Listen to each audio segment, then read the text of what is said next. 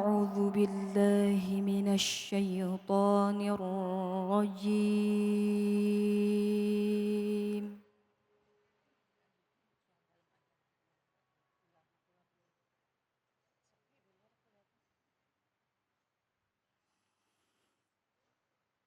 بسم الله الرحمن الرحيم.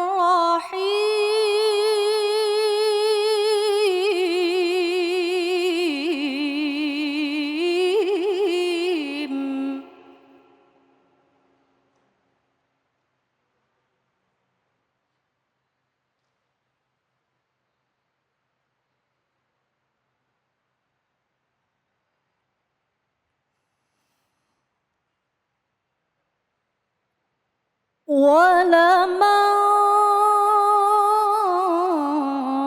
صبر وغفر إن ذلك لمن عزم الأمور.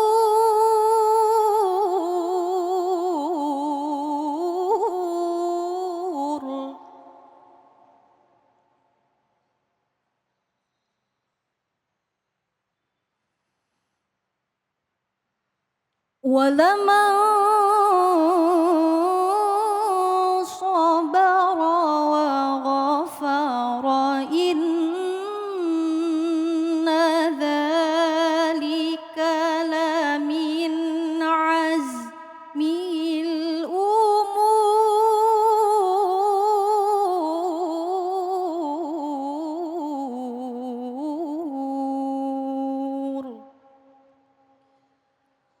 صدق الله العظيم. Sadaqallahul azim. Maha benar Allah dengan segala firman-Nya. Langsung saja mari kita dengarkan tausiah dari guru kita Ustadz Ujae dengan tema sikap anak pada orang tua yang zolim. Dilihat dari sudut pandang Al-Quran. Silakan ya. Assalamualaikum warahmatullahi wabarakatuh.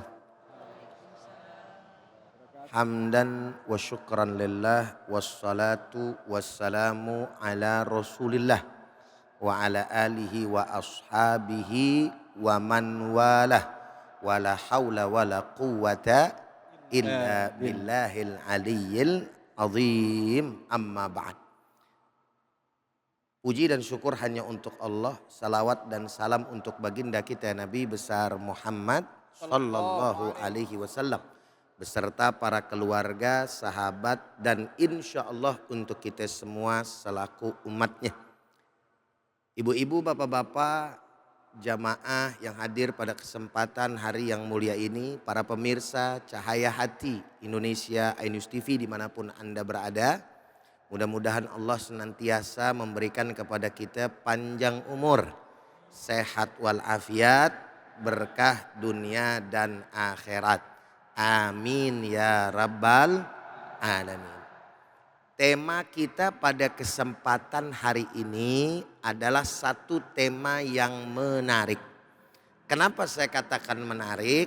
Karena biasanya yang mendapatkan cap durhaka itu adalah seorang anak kepada orang tuanya. Tapi pada kesempatan hari ini kita berbicara orang tua yang durhaka terhadap anaknya.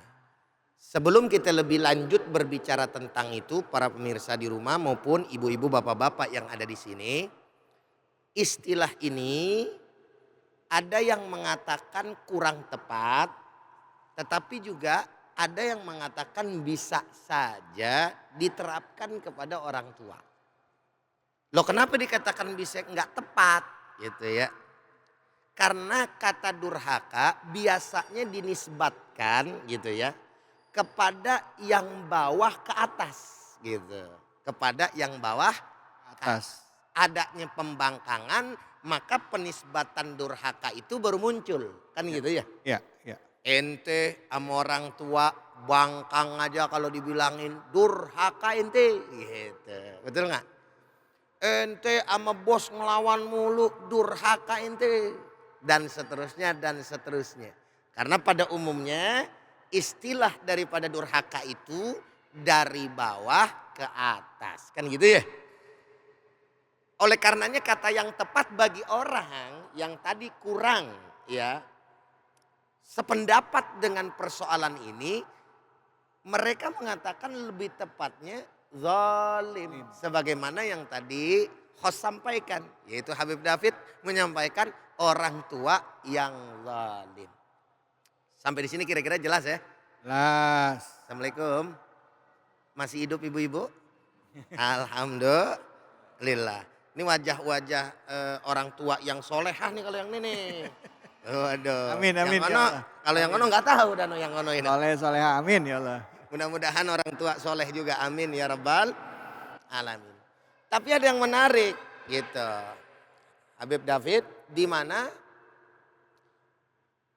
bahwa kata durhaka itu kalau dalam bahasa Arab itu ukuk ya, yakni kedurhakaan. Bisa juga diterapkan kepada orang tua. Gitu. Kenapa bisa begitu? Karena kalimat yang disampaikan di dalam kisah pengaduan kepada Sayyidina Umar ibn al-Khattab. Sayyidina Umar ibn al-Khattab mengatakan dengan kata-kata kedurhakaan. Emang ceritanya bagaimana sih Ustadz? Gitu ya, cerita dulu nih. Ya, mudah-mudahan sempat waktunya. Jadi ada orang tua yang pegel sama anaknya. Di zaman Sayyidina Umar. Ini anak luar biasa bangornya. Orang Betawi bilang bader. Ya kan? Bangor, bukan sekadar bandel doang. Udah bandel, bangor, bader. Lengkap deh. Lawan mulu sama bapaknya, Beb. Iya. Lengkap deh. Lengkap udah. Pegel hati bapaknya nih. Akhirnya diseret dia ngadu kepada Sayyidina Umar ibn al-Khattab selaku Amirul Mukminin. Ya. Kata Amirul Mukminin itu semenjak daripada Sayyidina Umar. Ya. Pada saat Abu Bakar khalifah ya, yakni khalifah min Rasulillah ya.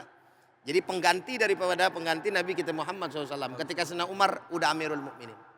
Ngadu, ya Amirul Mukminin Umar bin Khattab, ini anak saya baget. Nambah lagi deh tuh baget tuh ya. Nggak bisa dibilangin terus ngelawan aja sama saya. Durhaka nih anak kepada saya nih. Akhirnya dinasihatin dong sama Sayyidina Umar bin Khattab. Ente bagaimana? Sebagai anak nggak boleh begitu, dosa ente. Durhaka ente.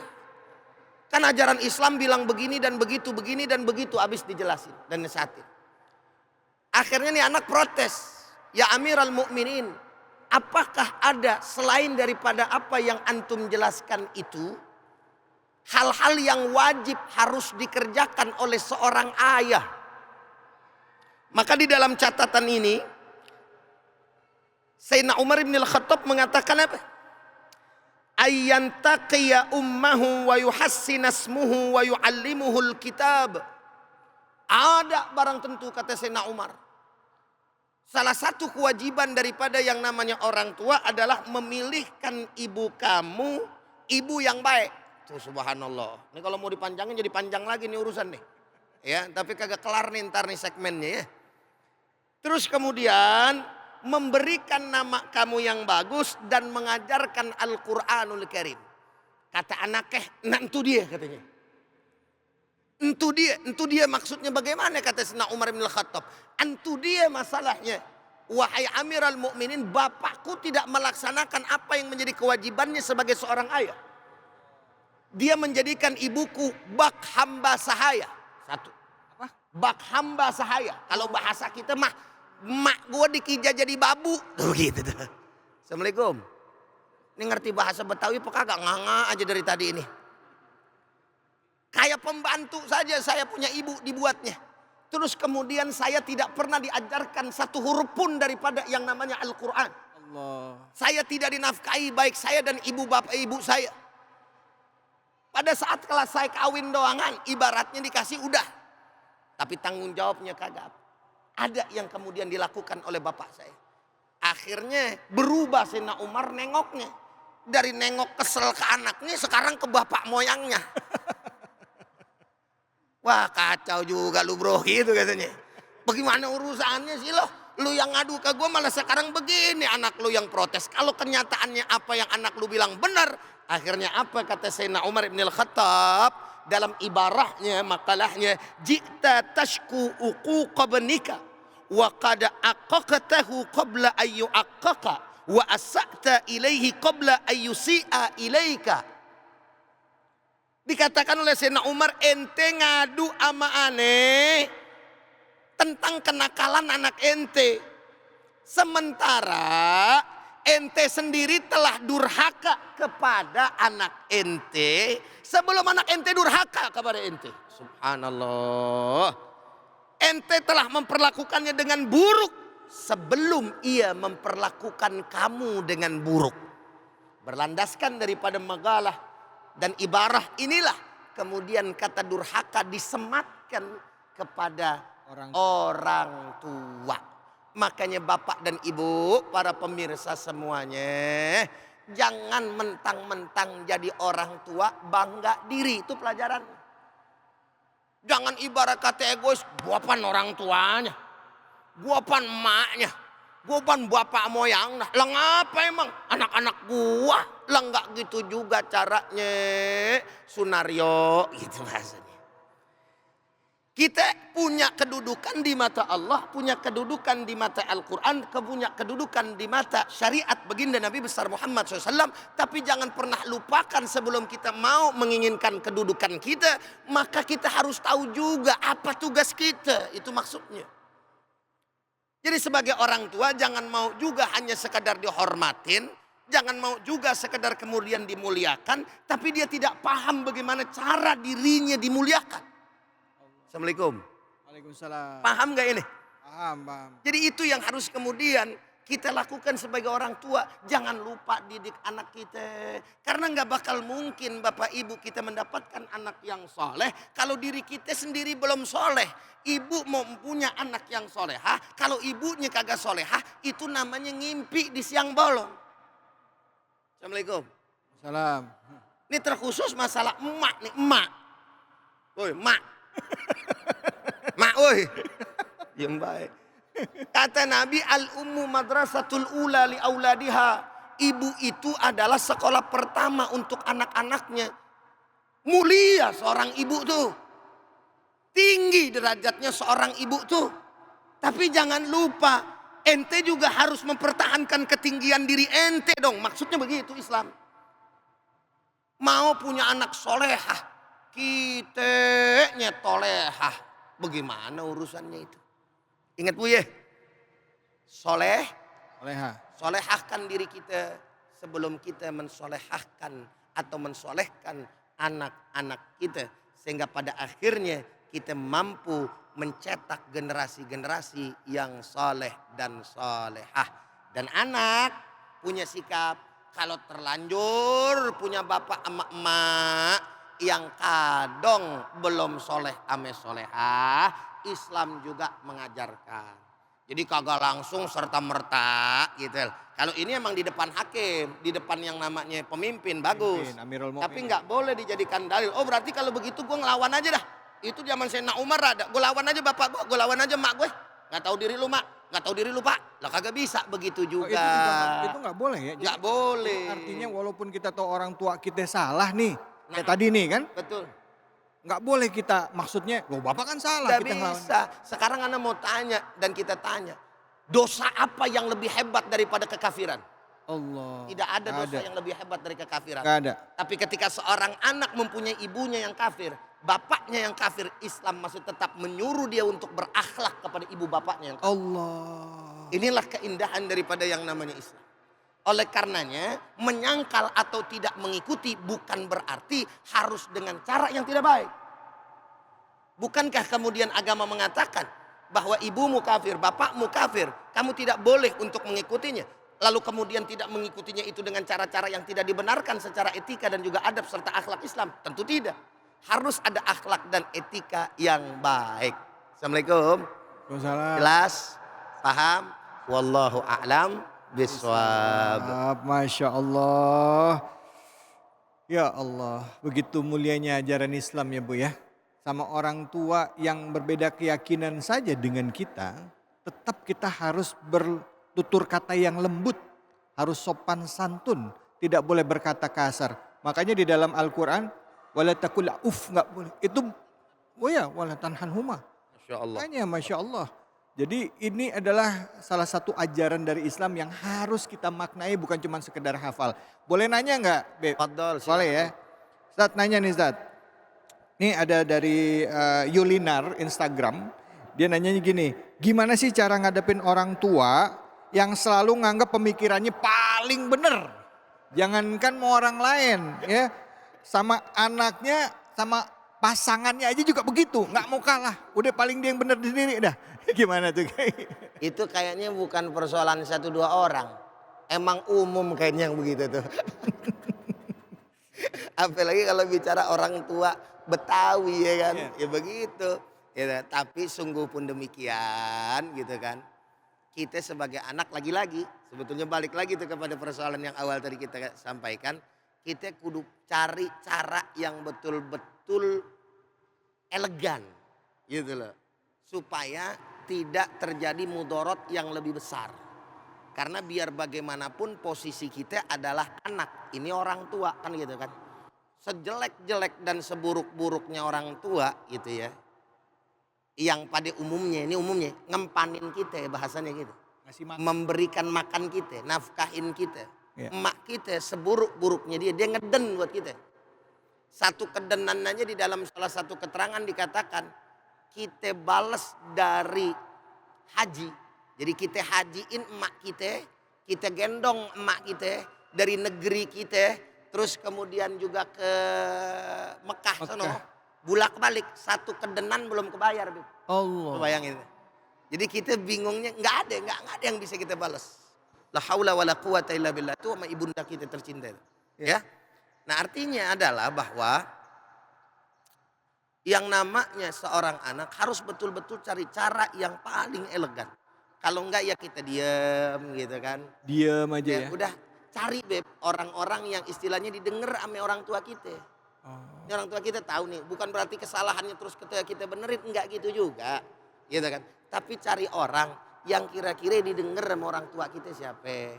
Masa iya sih enggak ada yang didengar? Iya. Misalkan dia punya sohib kayak, dia punya teman kayak. Kadang kan orang kalau misalkan belaga nih, depan kita, misalkan kita sohib deh Beb. Yeah.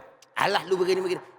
Pun begitu, kan yang namanya sohib kalau udah ngasih tahu, dia ntar bakal mikir tuh Beb. Betul. Cuman kalau di depan kita kadang-kadang suka gengsi. Gitu kan. Iya. Jadi cari aja, ketimbang anak kita yang bilang, anak yang bilangin bapaknya, anak bilangin emaknya, khawatir akhirnya menjadi persoalan yang lebih besar. Wallahu a'lam bishawab. Masya Allah, baik. Terima kasih banyak Ustadz ilmunya. Jazakumullah Jadi khairan. sama orang tua tetap utamakan akhlak kita, adab sama orang tua dijaga. Ya itu yang nunjukin kita, nih keimanan kita udah bener. Karena tadi yang sempat dibacain dia, wa ghadaba rabbuka alla ta'budu illa iyya wa bil walidaini ihsan. Naam. Ya, nggak boleh mempersekutukan Allah dan disetarakan setelah itu. Naam. Ya. Berbuat baik terhadap orang tua. Jadi ditaruh diletakkan di kedua sekali lagi. Allah. Setelah beriman kepada Allah untuk taat kepada kedua orang. Allah. Padahal di satu sisi Allah, Rasul, orang tua. Tapi pada satu kesempatan taat kepada Allah, ya kan, menuruti perintah Allah dan berbakti kepada kedua orang tua. Luar biasa. Masya Allah. Terima kasih banyak Ustadz ilmunya. Terima kasih. Kita lanjut lagi ya. Setelah ini kita akan ngaji bareng ya sama Kiai Munawir Ngacir. Tentunya hanya di Ngaji Yuk, hanya di Cahaya Hati Indonesia.